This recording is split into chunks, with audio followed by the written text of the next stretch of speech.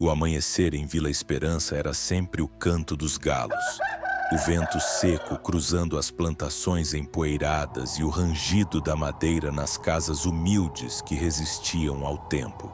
Mas naquela manhã, algo parecia mais silencioso do que o habitual, como se o dia trouxesse consigo uma tristeza invisível. Miguel tinha 9 anos. Era magro como um caniço, de olhos grandes e cabelo bagunçado pelo vento. Viviam com sua tia Elisa e seu tio João em uma casinha de adobe à beira do campo. Seus pais haviam falecido em um acidente na estrada quando ele tinha apenas 5 anos, e desde então o acolheram por compromisso, como diziam sem pudor toda vez que ele aprontava alguma travessura ou adoecia. Agora só falta ser Caro o filho da Maria, murmurava sua tia com um gesto azedo. A roupa de Miguel era um calção 2 medidas maiores, preso com uma corda, uma camisa velha de seu primo mais velho, um saco remendado que usava como mochila. Ali guardava tudo o que considerava importante: uma pedra lisa que parecia um coração, uma imagem gasta com um salmo escrito, uma tampinha de metal que encontrara e que, segundo ele, era de ouro. Todos os dias Miguel saía antes do sol para o campo. Não para ir à escola, porque estudo é para quem tem com o quê, dizia seu tio, mas para colher espigas que restavam após a colheita, carregar lenha e buscar água no riacho. Caminhava descalço e silencioso com a esperança de que, se esforçasse o suficiente, algum dia o olhariam com carinho. Mas naquele dia, enquanto voltava com um balde de água, encontrou sua única coberta rasgada no pátio. Usaram-na para cobrir o curral das cabras. Que sirva para alguma coisa, disse sua tia ao vê-lo. Miguel apertou os lábios e não disse nada. Foi para o canto onde dormia, abraçou seu saco remendado e tirou sua imagem. Deus, você vê tudo, não é? Por favor, não me esqueça, sussurrou. No dia seguinte, o amanhecer chegou com um vento gelado. Miguel se levantou antes dos galos, com os pés entorpecidos pelo frio e as costas doloridas de ter dormido sobre sacos vazios. Não tinha coberta, a deixaram no curral. E a camisa grande que usava já não o cobria mais. Foi até o poço com o balde vazio, como todas as manhãs. Gostava de ir sozinho porque era o único momento do dia em que não sentia que estava atrapalhando. Enquanto a água subia lentamente na polia enferrujada, Miguel pensou: se um dia me tirarem daqui, Deus, eu prometo que vou ser bom sempre. Sussurrou como se alguém o ouvisse. Ao voltar para casa, encontrou seu tio esperando-o com a testa franzida. Onde você estava, moleque? Hoje é dia de ir para a plantação do seu Ricardo. Fala para ele que você vai em meu nome, que ajude com o que for necessário. Miguel assentiu sem reclamar. Sabia que, se falasse uma palavra a mais, levaria um tapa. Dom Ricardo era um homem velho, rabugento, que morava sozinho. Sua plantação ficava a 1 hora a pé, atrás das colinas secas. Miguel caminhou sem parar, com o sol batendo em sua nuca e as pedras cravando-se em seus pés descalços. Quando chegou, Dom Ricardo o recebeu com um grunhido. A terra não se trabalha sozinha, disse ele, e mandou-o direto para o sulco mais duro, onde nem o mato crescia. Miguel trabalhou sem parar. Formaram-se bolhas em suas mãos e seu estômago rugia de fome, já que não havia tomado café da manhã, mas ele não parou. Quando o sol começou a cair, Dom Ricardo lhe atirou uma tortilha dura e uma fatia de queijo seco. Miguel comeu com gratidão, embora doesse até para mastigar. Por que você continua vindo se não te pagam? Zrenia perguntou o velho de repente, sem olhar para ele. Porque se não for, me batem. Dom Ricardo estalou a língua, mas não disse mais nada. Miguel chegou em casa com seu saco no ombro. Ninguém notou sua chegada, nem perguntou se ele havia comido. Sua tia estava lavando roupas com água fria e seu tio dormia com o chapéu sobre o rosto. Só os cabritos baliam no curral, amarrados com sua coberta. Aquela noite, ele dormiu abraçado à sua imagem como se fosse sua coberta, e pela primeira vez em muito tempo, não sonhou com frio ou fome. Sonhou que caminhava por um campo árido, e de repente, no chão onde deixava sua pegada, brotavam flores. Mas no dia seguinte, algo grande estava prestes a acontecer e mudar sua vida mais uma vez. Miguel continuava sua rotina de lenha, espigas, água do riacho. Uma tarde, enquanto voltava com um feixe de lenha, encontrou um grupo de homens na praça. Falavam em voz alta, irritados. Novamente alguém entrou no armazém comunitário, dizia um deles. Levaram 3 sacos de milho. Isso não pode ser coincidência, gritou outro. Alguém está roubando a vila. Miguel ficou de longe, ouvindo sem ser visto. Mas algo em seu peito começou a doer quando ouviu o que disseram. Foi aquele garotinho, o que vive com o João, o órfão. Miguel? Zrenia perguntou a alguém com desconfiança. Claro, quem mais? Ele anda sozinho por toda parte como o zorro magro. Ninguém o vigia. Ninguém sabe o que ele faz. Miguel recuou. Não sentiu medo no começo, mas uma dor profunda, como se o tivessem despido no meio da vila. Correu de volta para casa, mas antes de chegar, já o esperava sua tia parada na porta com as mãos na cintura. Então agora você é um ladrão. Não, tia. Eu não fui. Eu juro, gritou ele chorando. Seu tio saiu do quarto com um cinto na mão. Para de mentir. Já aguentamos demais de você, moleque.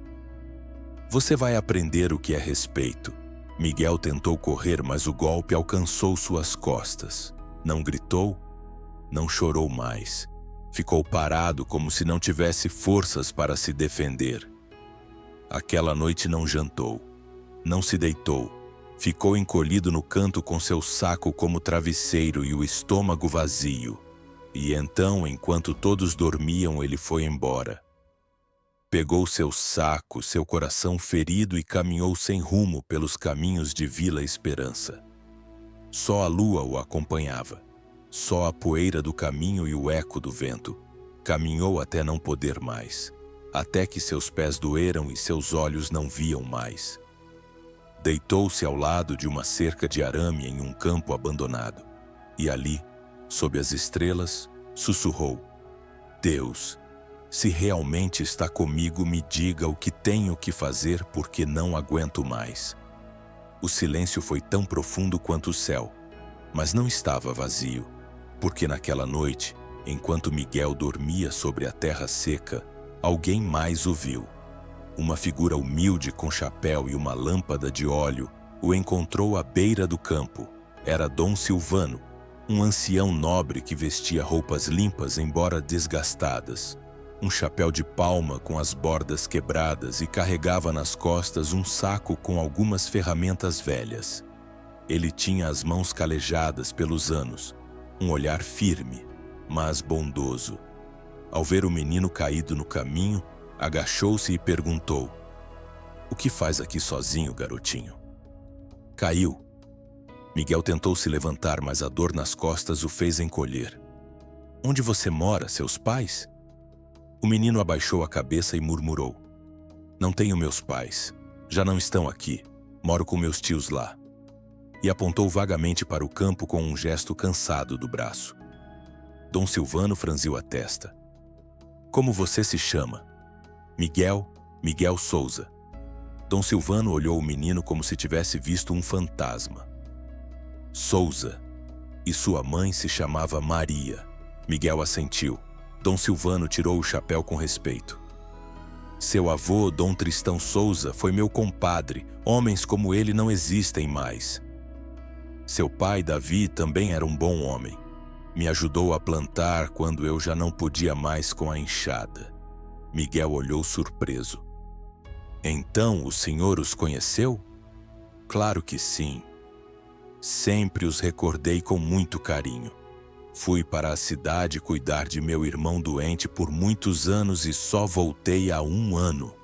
Você está morando com seus tios? Miguel assentiu devagar.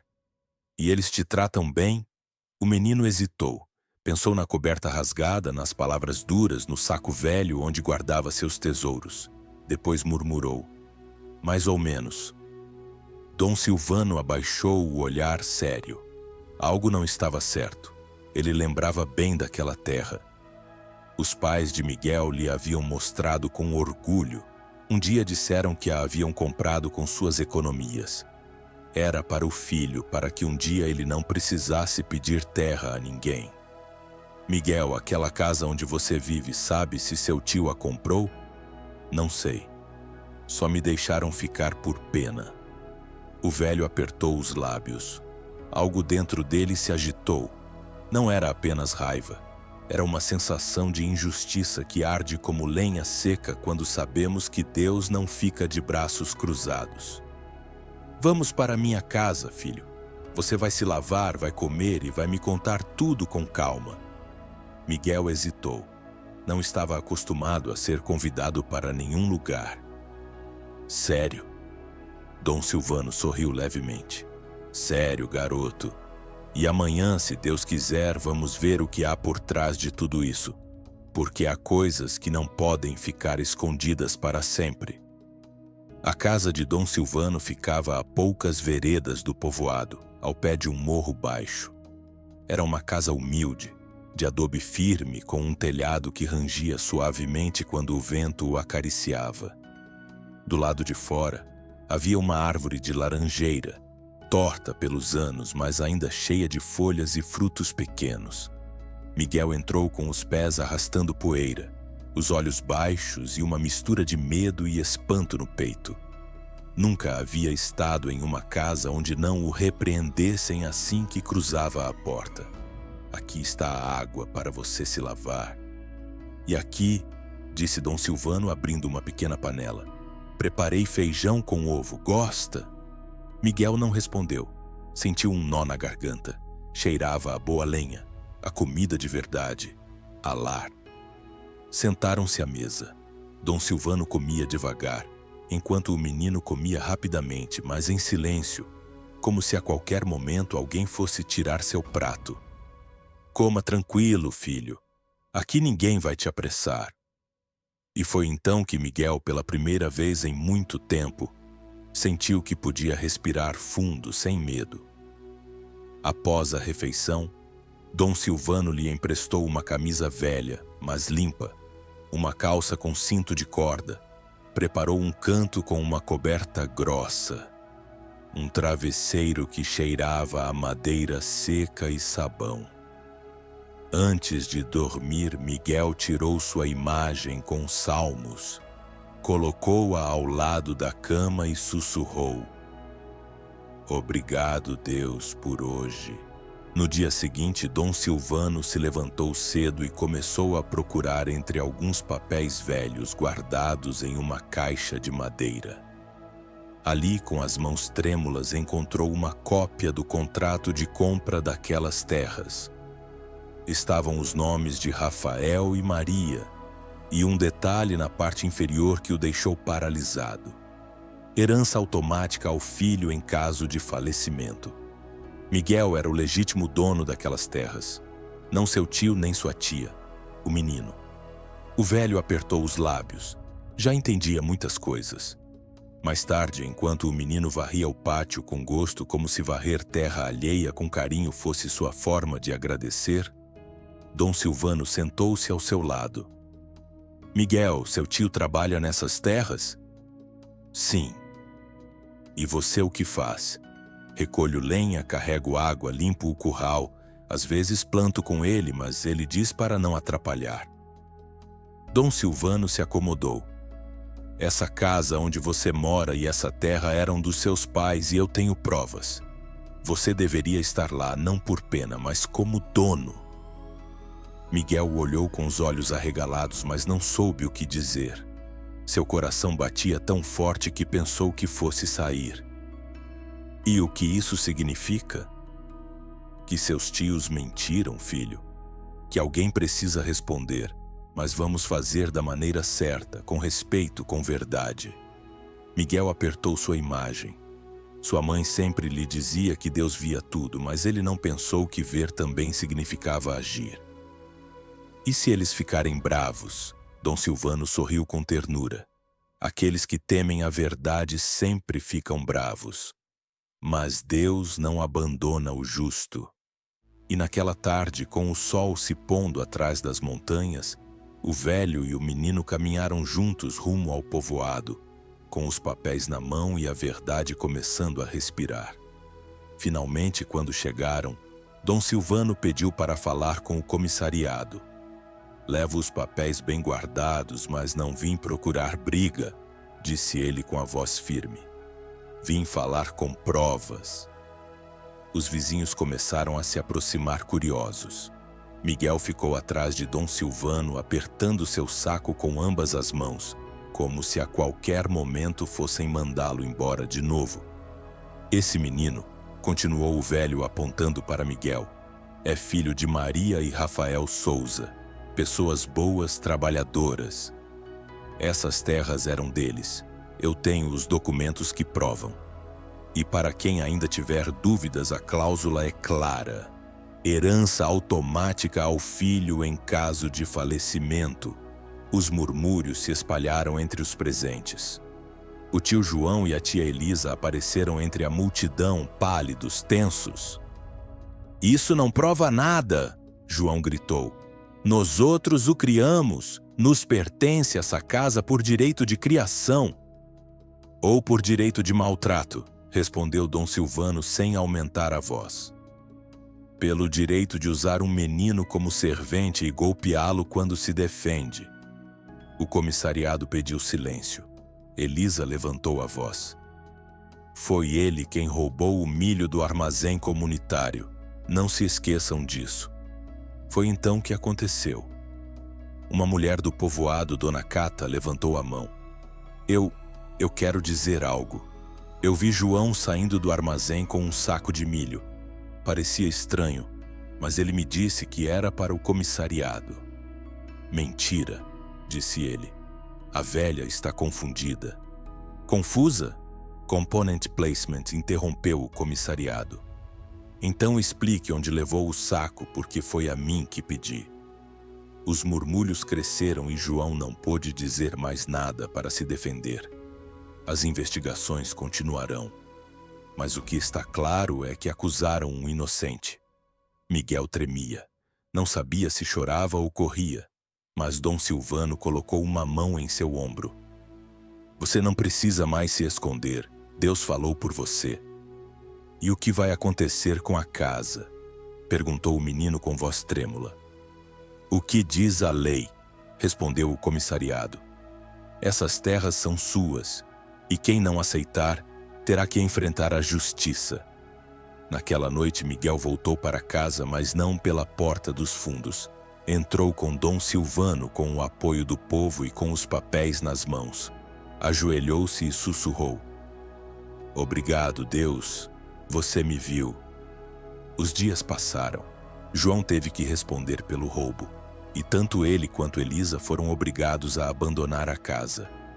O povo, envergonhado, começou a olhar Miguel com outros olhos. Mas ele não mudou. Continuou saindo cedo, agora com sapatos que alguém lhe deu e uma camisa limpa. Dom Silvano ficou perto dele.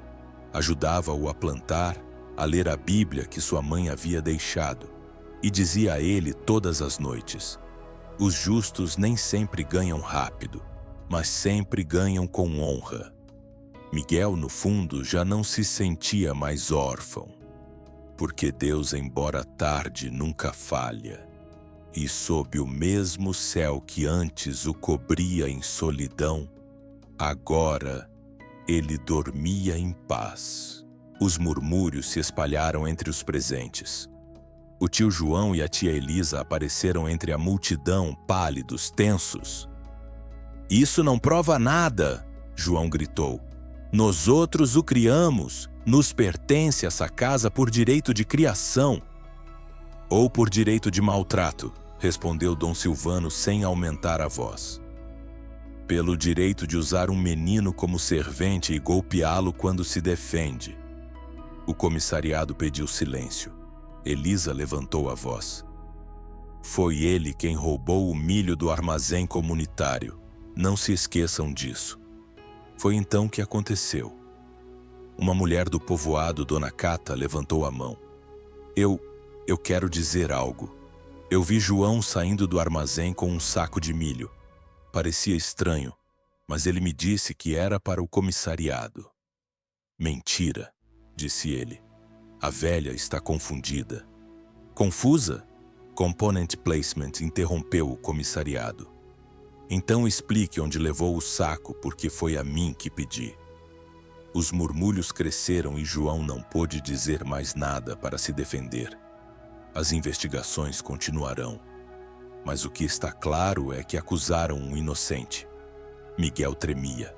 Não sabia se chorava ou corria, mas Dom Silvano colocou uma mão em seu ombro. Você não precisa mais se esconder. Deus falou por você. E o que vai acontecer com a casa? Perguntou o menino com voz trêmula. O que diz a lei? Respondeu o comissariado. Essas terras são suas, e quem não aceitar, terá que enfrentar a justiça. Naquela noite, Miguel voltou para casa, mas não pela porta dos fundos. Entrou com Dom Silvano com o apoio do povo e com os papéis nas mãos. Ajoelhou-se e sussurrou. Obrigado, Deus. Você me viu. Os dias passaram. João teve que responder pelo roubo, e tanto ele quanto Elisa foram obrigados a abandonar a casa. O povo, envergonhado, começou a olhar Miguel com outros olhos, mas ele não mudou.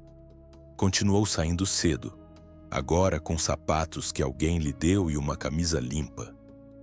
Dom Silvano ficou perto dele. Ajudava-o a plantar, a ler a Bíblia que sua mãe havia deixado, e dizia a ele todas as noites: os justos nem sempre ganham rápido, mas sempre ganham com honra. Miguel, no fundo, já não se sentia mais órfão, porque Deus, embora tarde, nunca falha, e sob o mesmo céu que antes o cobria em solidão, agora ele dormia em paz.